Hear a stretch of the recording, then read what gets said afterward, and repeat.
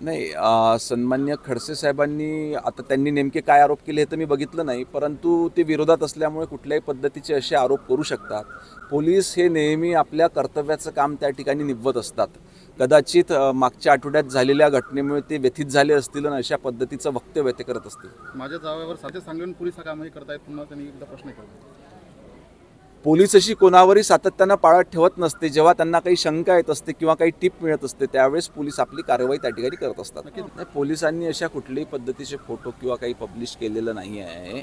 ज्या ठिकाणी त्यांना एक अवैध प्रकार घडताना दिसला तर त्याची सुरक्षा म्हणून त्यांनी त्या ठिकाणी व्हिडिओ शूटिंग केली। लाडकी बहीण योजना ही महाराष्ट्रातल्या आमच्या बहिणींकरता त्यांच्या महिला सशक्तीकरणाकरता सुरू करण्यात आली आणि आपण बघितलं की आज आपल्या राज्यातल्या करोडो भगिनी त्याचा लाभ घेत आहेत। याच्यामुळे फार मोठा आत्मविश्वास त्यांच्यामध्ये निर्माण झालेला आहे।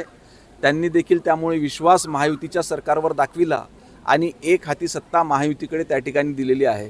अशा वेळेस व्यथित होऊन त्या ठिकाणी सुप्रियाताईंनी कदाचित अशा पद्धतीचा खोटा आरोप केलेला असावा। सामना मी त्या दिवशी सांगितलं की सामना मी वाचत नसतो, कारण सामना हा फक्त टीका करण्याचा, नकारात्मक बातम्या लिहिण्याचं वृत्तपत्र आहे।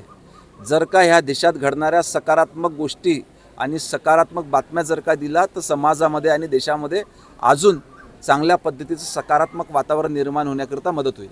नक्कीच भाऊ, एकनाथ खडसे